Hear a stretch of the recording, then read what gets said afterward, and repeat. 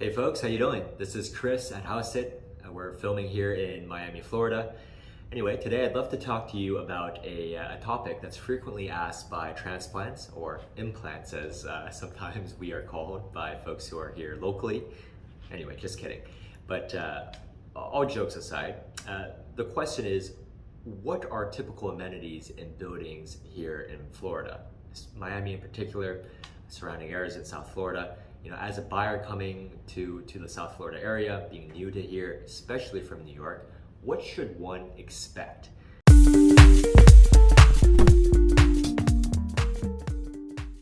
Because, you know, frankly, in New York, there often aren't amenities for buildings. I'll just give you an example.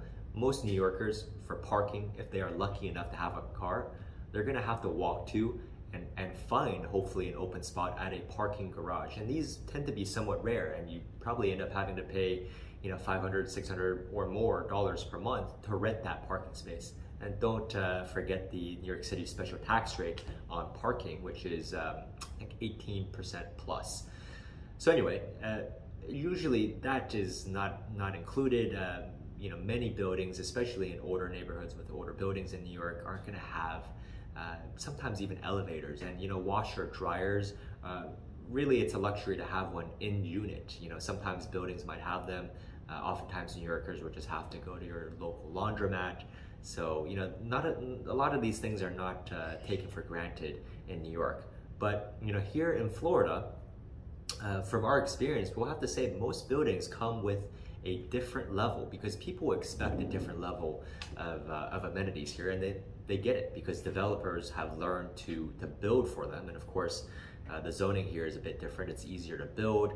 There's less, you know, in the way of zoning restrictions or historical neighborhoods to speak of. So yeah, so buildings here all tend to have a wide range of amenities, and they include such things as a parking spot.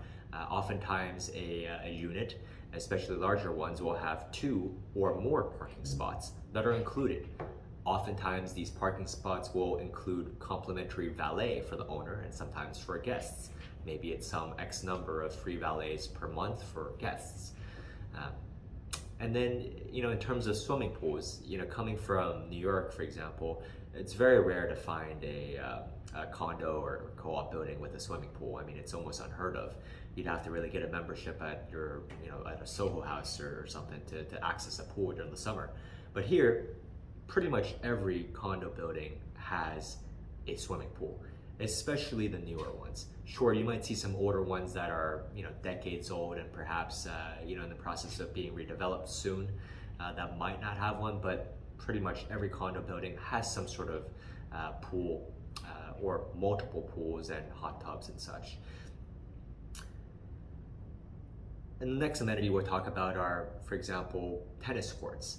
This is something, you know, in New York, you might have to either pay a hefty sum at a local tennis club to play, or a New York tennis and, you know, like a racket club or something, or perhaps on the West Side Highway, you have to go and reserve some of the public courts to play. But many higher end condo buildings here will have 1 or 2 usually tennis courts included. They'll often be outdoors on the amenities section, but you'll see basketball courts, other outdoor areas. You know, for example, even at One Paraiso, for example, sometimes you'll have outdoor park sections, dog parks, on-site restaurants or attached restaurants that are often very high quality. And of course, the next one, gyms. Now in New York, space is so tight that New Yorkers expect to have to pay a separate gym membership to, you know, Equinox or whatnot, several $100s per month sometimes. And here, it's not the same. Of course, you have gyms that you can join if you would like, and sometimes people like that. UFC gyms, they have Equinoxes, of course you can do that. But most buildings have their own gym. And again, I speak to especially larger and newer buildings will always have their own gym, and sometimes they are so extensive, for example at the Carillon Miami Wellness Resort, that they rival those of the biggest Equinoxes. So that is something that Miamians here usually don't have to worry about paying for extra. The next one we'll talk about is outdoor space. Now, of course, any condo building here is going to have plenty of outdoor space, and you walk right outside, you sometimes have the boardwalk, various, design districts and such. There's sun everywhere. There's over 200, I believe, 50 days or more of sunlight per year, so there's lots of sunshine here. And in terms of outdoor space, of course, all buildings are going to have ample outdoor space, especially newer and again larger buildings. Going to have lots of outdoor space for some of the various public outdoor amenities like the pools we talked about. But a crucial distinction is apartments themselves almost always have some sort of outdoor space. Now in New York, it's common to, when you search for listings, for example on a StreetEasy, to filter by outdoor space, because it is a rare luxury to have a private balcony or private rooftop or anything like that. It's very rare. And quite a luxury to have. But here in Miami, even older buildings, most apartments have some sort of outdoor space, like a balcony, 2 balconies, 3, 4 balconies, terraces, private roof decks, and more. So even your most humble apartment typically will have at least some sort of balcony, and a balcony that doesn't stare directly into another building's wall, by the way. Which brings me to the next amenity, which is just natural sunlight. So, we remember from our days living in New York, I mean, having direct natural sunlight is actually quite a rare privilege to have. It's not something that usually you can filter and search for, but to have open views or partially obstructed views with direct sunlight, southern exposures and all of that, it's quite rare, and it's really something that people in New York search for. Now here, it goes along with the balconies, because most of these units have outdoor space to begin with.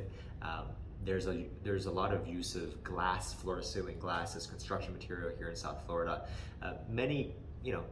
Most condos and of course houses, you have your own exposures on all 4 sides, but even most apartments are going to have much more direct sunlight versus a comparable apartment in New York. Again, this is due to building materials, floor-to-glass ceiling windows, outdoor space that comes with. It's a natural part of the landscape to expect more natural light in your apartment. And then now we're going to go back to something else that's very unique for folks living in Miami versus New York. In New York, you can filter when you search for apartments by a washer dryer, like we talked about. Here, again in Miami, pretty much it's standard. I mean, it's really unheard of in our experience to see a unit that doesn't have its own washer and dryer. So it's something that people here tend to expect, and it comes included.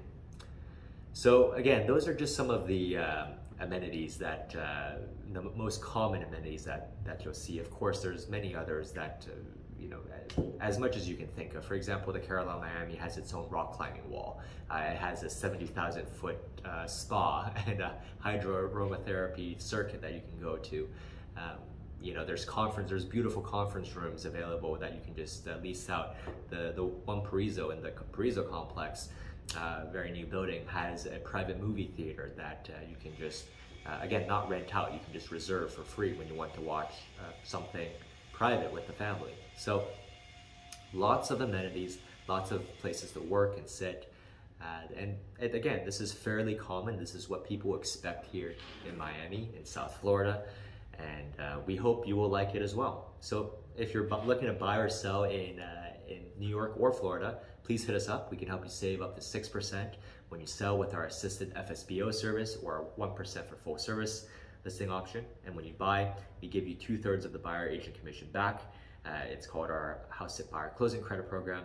And in fact, we just opened in South Florida, and we cover Palm Beach, Broward, Martin, St. Lucie, and of course, Miami-Dade County. So there you have it. My name is Chris at House It. We hope to see you on the next one.